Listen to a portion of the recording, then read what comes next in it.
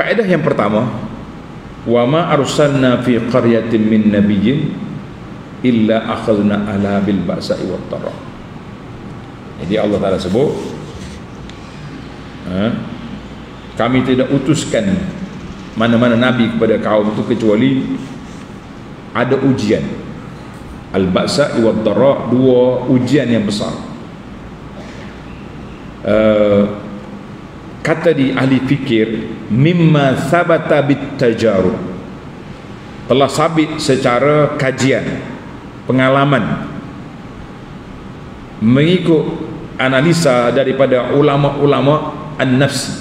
Ulama an-nafs ini dipanggil ulama kejiwaan, bahagian penyakit jiwa akhlak ini. Anna syada'ida wa madayiqal umur mimma yurabbin nas. Bila susah tu, Tuhan beri susah, itu salah satu daripada cara Tuhan nak didik manusia dan nak ubah mereka daripada buruk kepada kebaikan. Aku dulu lara berpoya-poya, sekarang ni tak boleh nak buat apa dah.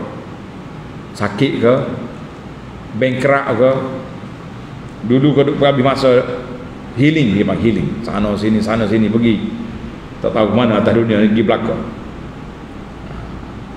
Bila sakit, duk boleh ke masjid, alhamdulillah. Jadi ada waktunya Tuhan bagi ujian untuk apa? Supaya mereka sedar, mereka insaf. Banyak kali dah anda dengar cerita daripada Dr. Khalid Al-Jubair dalam buku dia Musyahadat Tabib. Ada seorang ni aksiden, masuk hospital, patah. Duduk dalam hospital, dia duduk murajaah Quran, dia hafal Quran, dia murajaah Quran. Orang pergi ziarah dia tak ada kerja, duduk baca Quran. Setiap kali orang doa dia supaya cepat sembuh, dia kata biarlah dulu, tak sedut doa, minta aku selamat, doa afiat, doa iman, cepat sembuh, keluar hospital, terbiar dulu, dia kata. Sebab setakat dia duduk sebulan lebih, 2 bulan duduk hospital ni, dia baru boleh murajaah Quran berapa juzuk baru, dia kata. Biar dia sudah tu baru dia keluar. Masya Allah. Tengok, Allah Ta'ala beri banyak. Ada setengah ni ulama-ulama besar, pendakwa-pendakwa hebat, bila dia penjara, ketika itulah dia tulis kitab. Ada seorang pendakwah Arab, 10 tahun dia kena penjara, 10 tahun dia. Tahun pertama dia bebas, dia tulis sebuah buku risalah kecil, tajuk dia Amma Ba'du. Nama buku Amma Ba'du. Waqaftu 10 wastafadtu 10. Aku ditahan 10 tahun, aku dapat 10 faedah.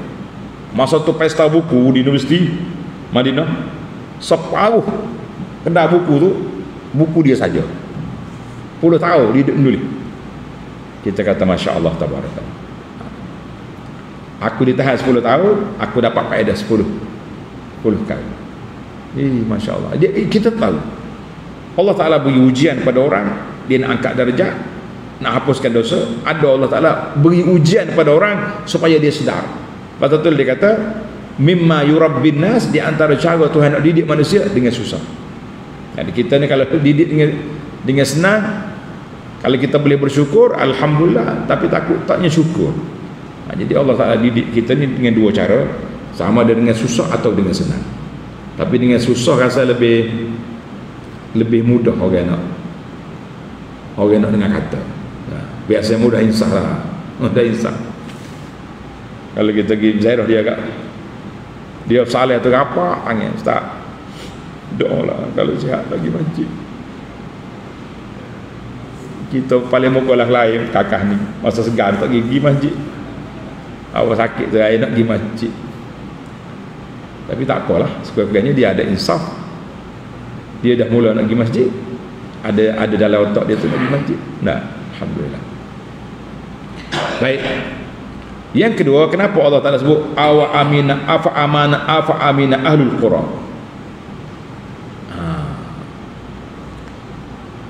Kenapa Tuhan kata apabila tadi walau anna ahlal qura aman wa ma arsalna fi qaryatin. Kenapa Allah Taala mula wa ma arsalna fi qaryatin? Kenapa Tuhan guna qaryah? Qaryah ni bandar. Bandar. Kita sini kalau kata qaryah mana kampung tak? Qaryah mana bandar. Kalau kampung dia panggil badiah. Itu baru kampung. Badiah mana bawadi kampung. Jadi kenapa Allah Ta'ala bila hantar Rasul dia tak hantar kampung pendalaman, dia hantar di bandar? Sebab apa? Ini menarik. Kena pergi ke bandar dulu kita, dia main dalam kapur. Kama asyarat ilaihi hadhihi al-ayah wa ghairuha min ayat Quran. Dan juga dari sudut sejarah perjalanan agama ni, yumbi Allah Ta'ala nak, biasanya maklumat ni dia bermula dari bandar turun ke kampung. Dia tak main kampung pergi bandar, tak boleh.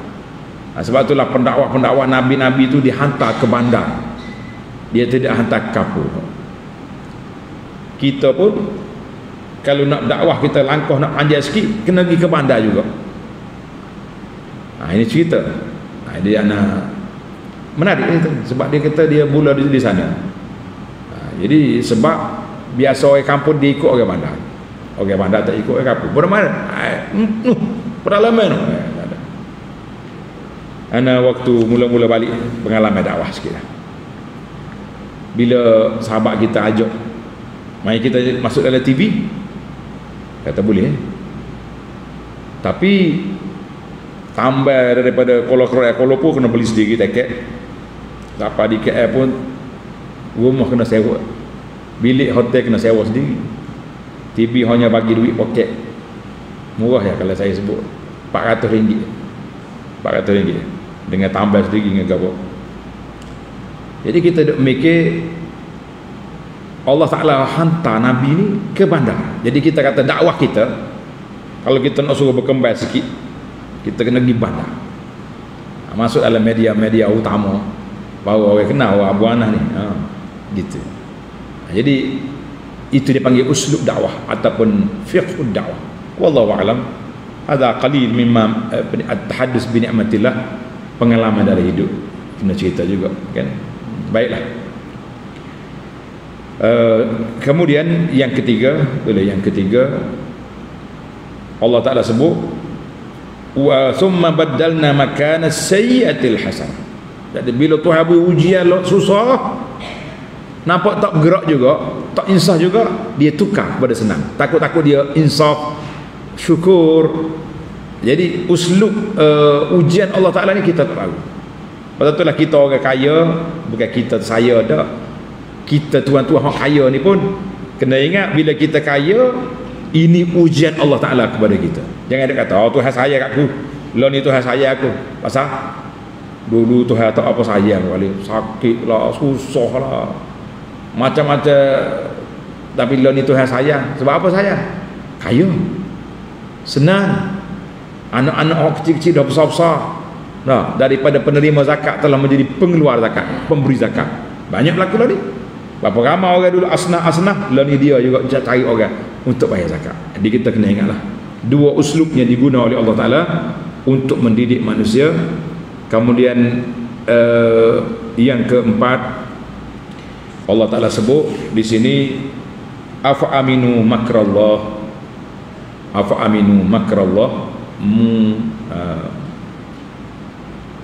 Baik, belum. Yang keempat, afa amina walau anna ahlal qura amanu wattaqau, walau anna ahlal qura amanu wattaqau.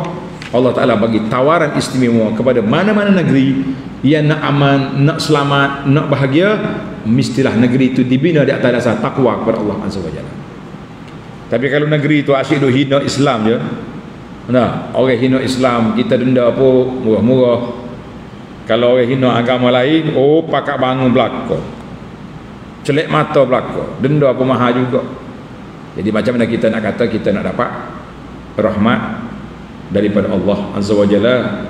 Itu yang kita bimbang para jemaah sekalian.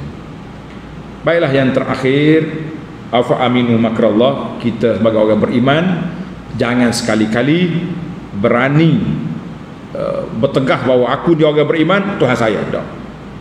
Sebab kita kena kebimbangan dalam hati kita bahawa perancangan Allah Ta'ala buat kita tak tahu. Fala ya'manu makrallah illa al-qaumul khasir. Orang yang over confident Tuhan saya dah ke dia, orang ni orang rugi. Sebagaimana Allah Ta'ala larang juga kita daripada mana? Daripada terlalu putus harap daripada rahmat Allah Ta'ala.